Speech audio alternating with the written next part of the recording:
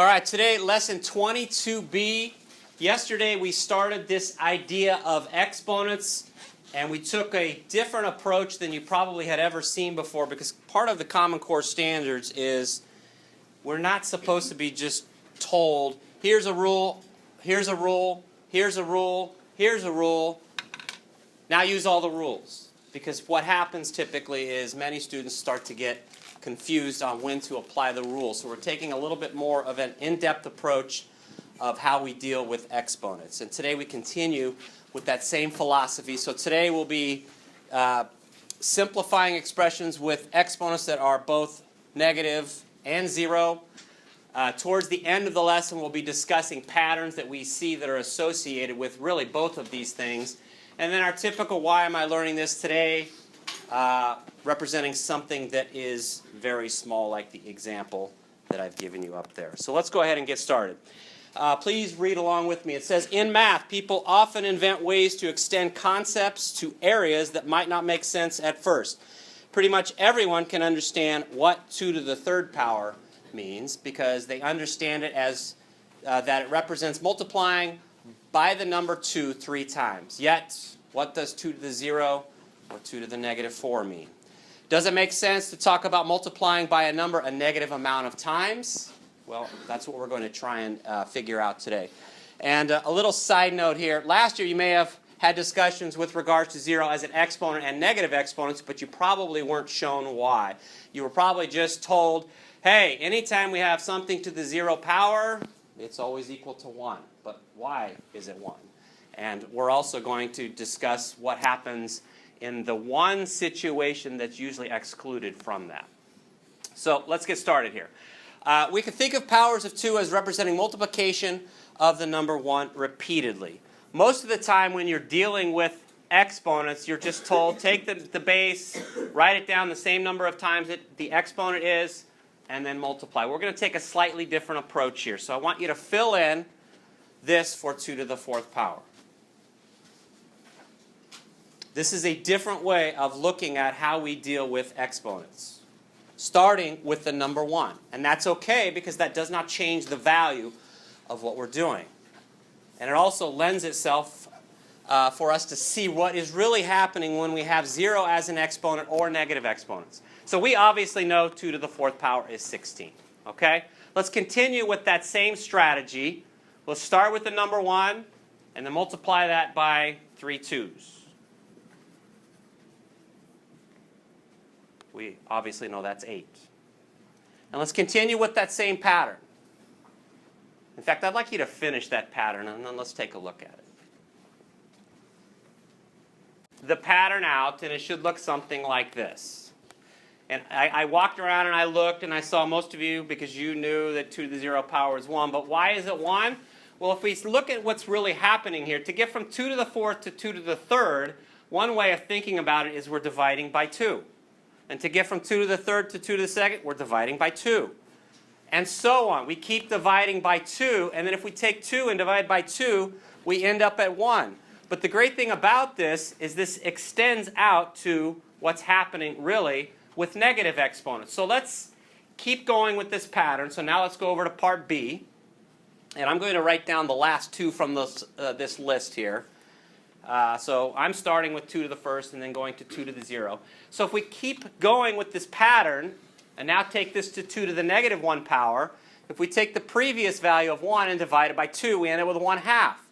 So this is another way of looking at where exponents go. And if we continue with this pattern, 2 to the negative 2 has to be 1/4. Why? Because 1/2 divided by 2 is 1/4. And so on. So typically, when we see something with negative exponents, at least for that part, we're thinking of not multiplication anymore. We could think of it that way, but typically we want to think of it as division. Yes? Could we write it as like 1 over 2 to the 3rd? Well, yes, you could, but today we're getting to the point where we now want to just start simplifying. I know yesterday I let you leave things with exponents, but today we want to deal with things with respect to simplifying them as far as we can. Okay, so this is a different way of looking at 0 as an exponent, negative exponents. All right, so a quick comparison here. And none of these problems are written in your notes, so just look up here, please. We know that 4 to the second is 4 times 4, or 16. How does 4 to the negative 2 compare? It's 1 over 4 times 4, or 1 over 16. And if we continue on here, we should now totally understand, if we didn't before, how positive and negative exponents and negative exponents compare to each other. There's 3n to the third power, writing it as an extended product like we talked about yesterday. And then this is where we usually have problems right here. And what I've mentioned before, because I did try and throw some of these things in the X problem worksheets that we have, what we need to realize here is that the negative exponent only affects the n here. And that's what we need to keep in mind there. So that is the part that is affected by the negative exponent. So it ends up being 3 over n times n times n. Okay? So look at how they compare to each other. All right. Let's continue on here. So now we can officially define what some of these things are, and these are in your notes. And I know if you were in honors last year, you realized that probably, but we do have students in here who are not in honors, and exponents are not really a 7th grade standard in general. Okay, everybody answer number 2, please.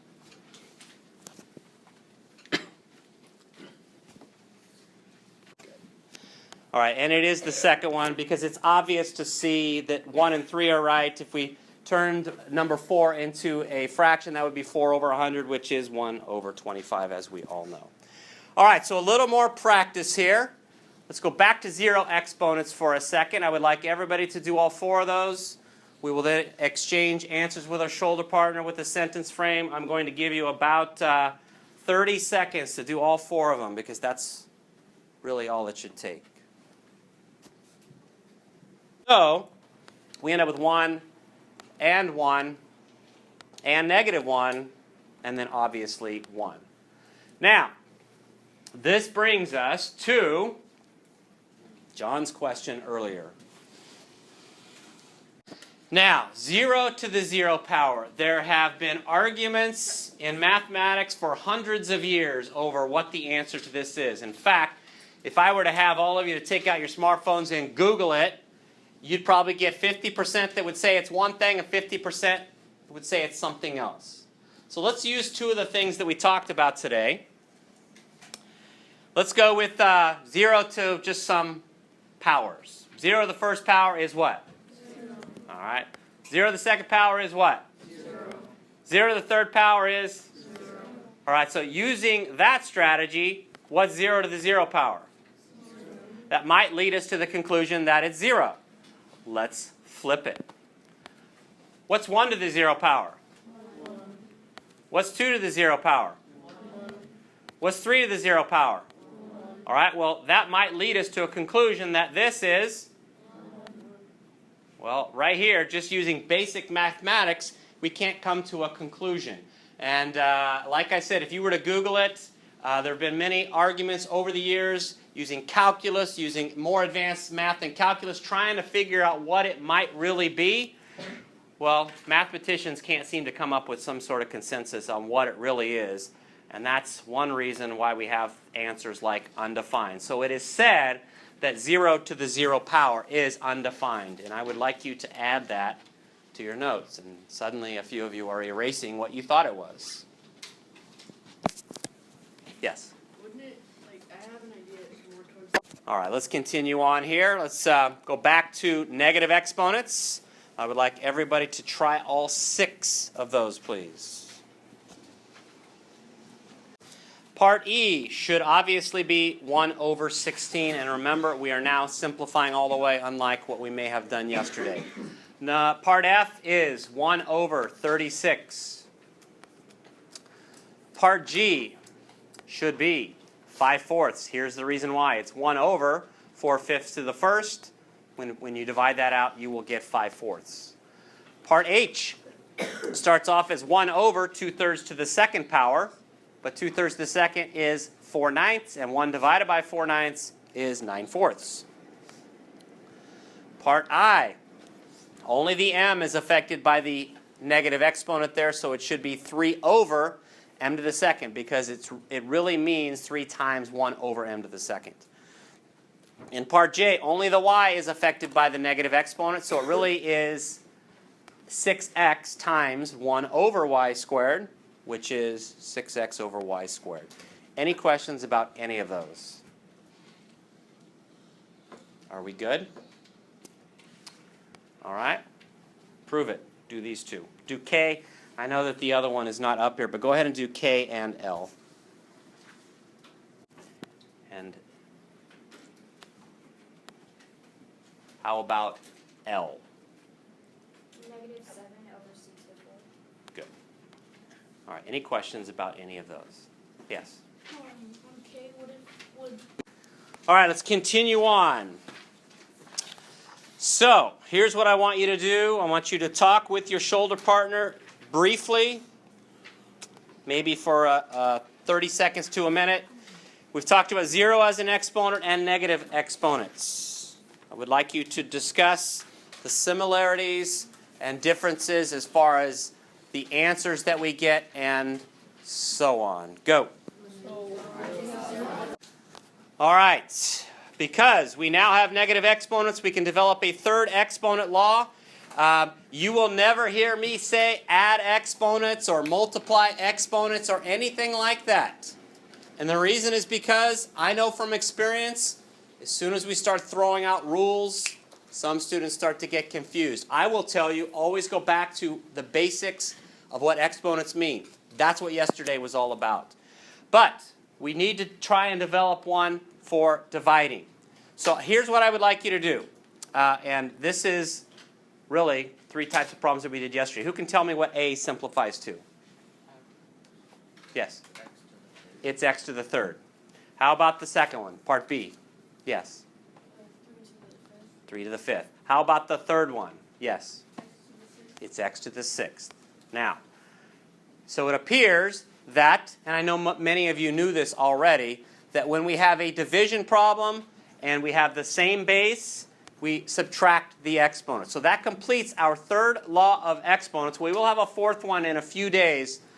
But once again, you will not hear me, at least very often, talk about what these rules are.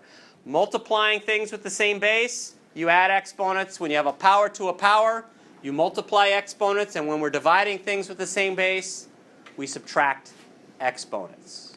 All right. Everybody do all 3 of those. Okay, so we could subtract exponents and get there. We could also think about extended products like we talked about yesterday. So for part B, we'd have x times x over x and then 7x's, and the 2 on top would cancel with 2 of the 7 on the bottom, which leaves us with 1 on top and x to the 5th on the bottom. Or you could subtract exponents and get there that way. And then the same thing with this right here. All right, let's take this a little further. How about this one?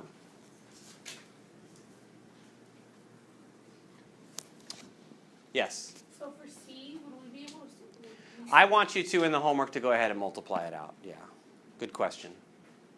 All right, so we're still talking about this w to the 5th over w to the negative 3. Yes? The note says W to the 5th over W to the negative 2nd. Just change it to this if it differs from that.